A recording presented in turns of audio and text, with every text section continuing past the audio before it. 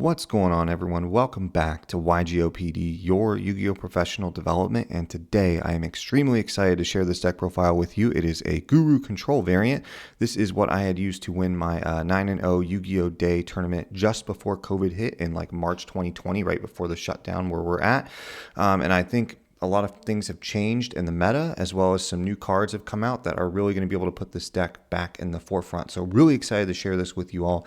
But before I do, I need to do a massive sub shout out to everyone that subbed within the last week. Thank you all so much to Potty, Robbie, Sawyer, Mina, Kill, Lewis, Caesar, Maruo, Seth, Mello, Ian, Pokey, Aiden, Zero, Gian, and Forehead Clips. Thank you all so much for subscribing. It means a lot that you decided to join the channel and stick around. If you would like to be included in the next sub shout out, make sure that your subscriptions are public so that I can see who you are when you subscribe. But regardless, thank you to all those who have subscribed publicly, and thank you all who have just decided to join the channel nonetheless through a regular subscription.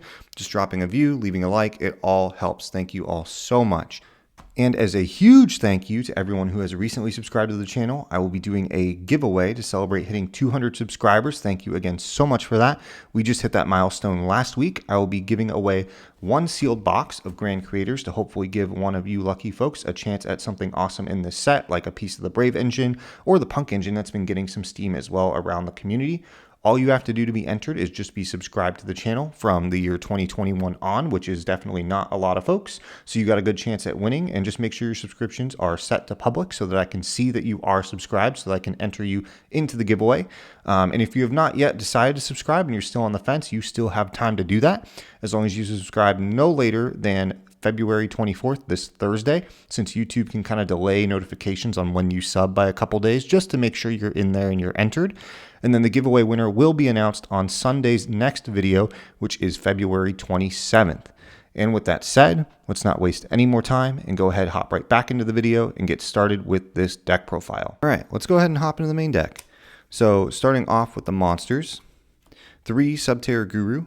This is our main star of the show here. This searches anything you need. Omni Negation, Disruption, Effect Negation Prevention, anything you need, this guy really takes care of. Extremely powerful card and is what makes the deck work.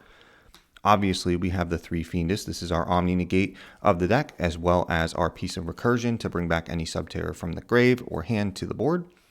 And then the last monster for the Subterror package is 1 Nemesis Archer. This is our non-targeting, non-destructive piece of spot removal by shuffling a face-down monster back into the deck when it attacks at the start of the damage step.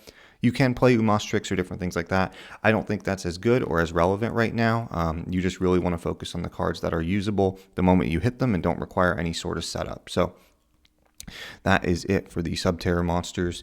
Moving on, we play triple Lord of the Heavenly Prison. This card is absolutely insane for this deck. This is just another way to get Hidden City to your field without having to worry. This protects your back row, so you don't have to worry about things like wasting Solemn Judgment for Harpy's Feather Duster or Lightning Storm or different cards like that. This really just takes care of pretty much everything you need. You can use it, as a follow-up to set cards like Harpy's Feather Duster, Broken Line, different things like that to really get around pieces of disruption your opponent might already have established. So that is it pretty much for the monster count. That's all we need is the Subterror package plus 3 Prison. And from here, we'll hop into the spells. Starting off, 3 Hidden City, pretty straightforward. This card does everything you need and more for the deck. This adds a Subterror from deck to hand, negates attacks, but pretty much is your main searcher for the deck and is the card you want to see as quickly as possible. So in Realm, with that same consistency, we play a triple Pot of Prosperity. You can play Extravagance if you want, if you're not too worried about, specific cards in your extra deck and you want to just see that extra card. I like the higher chance of just getting at a card like Hidden City or Heavenly Prison that starts my engine. So Pot of Prosperity is definitely a really powerful card in this format, and I really think it's necessary for this deck. It really does a lot, especially with Terraforming still being limited and things like that. So, and in that same vein, we still play triple Pot of Duality. You're not really special summoning in this deck, at least not turn 1 no matter what. So you really just have no excuse to not have the extra 3 cards to dig deeper into your deck. And obviously paired with Pot of Prosperity, you can look at the top 9 cards of your deck and really get 2 that are going to get you exactly where you need to be. So And now the new card from Battles of Chaos that is absolutely insane for this deck. If you play this deck or you just don't have these, there's no reason not to pick them up. They're like 50 cents a piece. I doubt they're going to go up, but it's just an incredible card. Is a quick play spell called Sol and Luna. You basically target one monster on either field as the cost, so one on yours, one on your opponent, and then you just apply the effect based on their position. If they're face up, they go face down. If they're face down, they go face up. So you pair this with Guru. You can basically save Guru's effect. You can Book of Moon your opponent's thing, so that way they can't link off or get their combo play started. Flip your Guru up if you didn't have a card like Hidden City or Final Battle, and go ahead and add your Omni Negate. So this just fixes so many problems that this deck has, and just does so many good things all at once for the deck. It's a really incredible card in here. Highly recommend it. Insane piece of spot removal in a way, paired with Nemesis Archer, and just really gets your plays going. But highly recommend this card. Absolutely nuts for the deck. And then our last one of spells, we have one Terraforming, one Cave Clash, and one Harpy's Feather Duster. Terraforming, obviously searching your hidden city. Harpy's Feather Duster, not really needed, but it's always nice to have some piece of back row removal in the deck, especially when we can pair it with an Omni Negate to ensure it resolves, like Fiendus. And Cave Clash, not necessary, but again, I think it really is a good piece of recursion. Does a lot of niche things that you don't really get the chance to do without it, without having to waste your Guru effects or flipping Final Battle to Book of Moon something. This card is just a really decent slot that I think if you have the flex spot for it, there's no reason not to play it. It just does a lot of work. So those are the last bits of spells, and of course these can all be set off Heavenly Prison, and this is a way to dodge that banishing of Hidden City. You set this off Heavenly Prison, get City, and then you're good to go. So that is it for the spells, and then we'll move on to the traps here. So starting off, pretty much as expected, 3 Solemn Judgment. You basically are telling your opponent no with this whole deck. This whole deck is Omni Negates, recurable, searchable Omni Negates every turn. You want your plays to go through. You want your searches to go through. You want your opponent not to be able to play the game. That's how you get there, is with Judgment. And of course, with 3 Solemn Strike. And again, outside of Pot of Prosperity, deck is super cheap and super affordable, especially given this new rare reprint of Strike. Even though it's already been reprinted a few times, access to these types of cards is really, really good right now. And then the other way, of course, that you control the game state is with 3 There Can Be Only One. This is one of the best floodgates that has been printed in the game and just does so much work.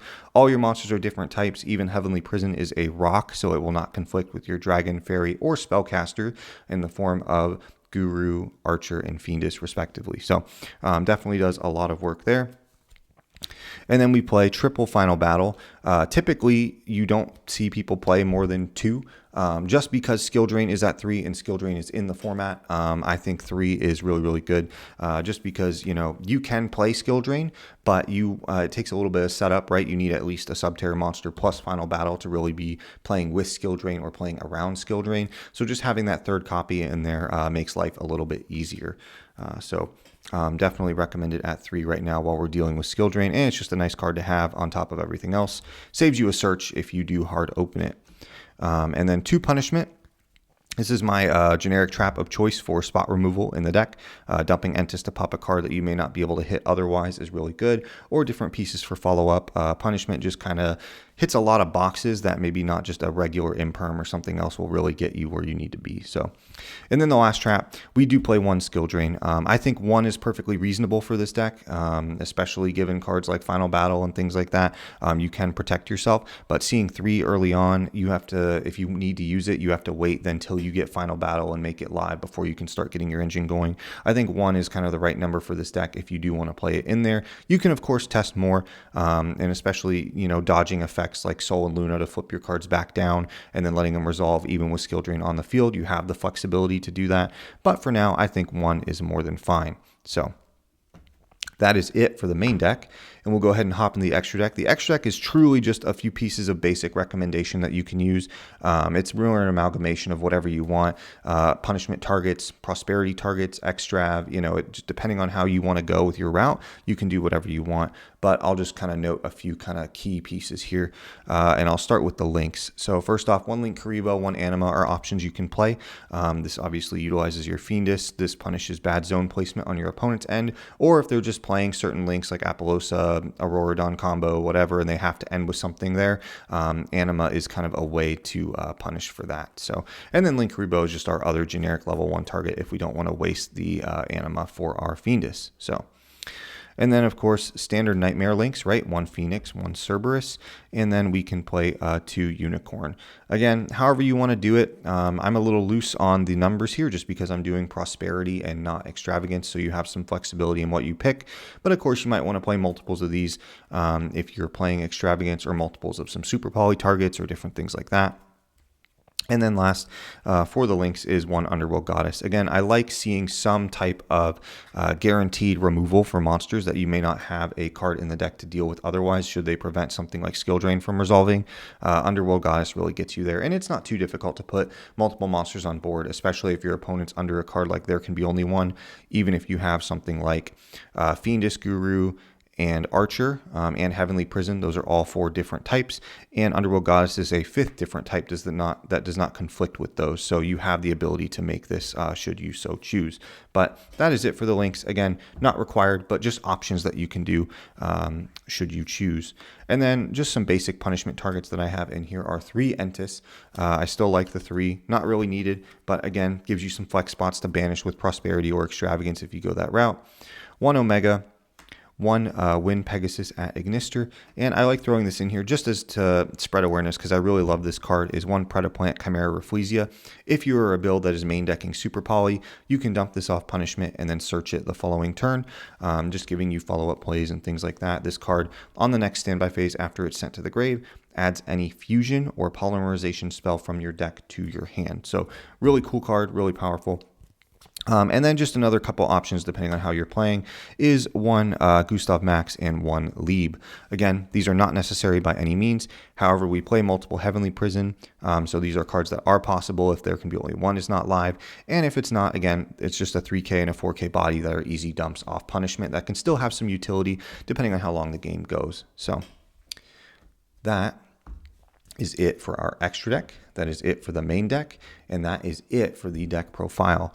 Thank you all so much for watching. I have some crazy stuff coming out next week or even earlier this week with Punk Eldritch. That will be kind of debuted here soon. Really insane deck, really cool stuff. So please stay tuned. Feel free to leave a like, drop a subscribe if you have not already, and I will see you all next Sunday. Later.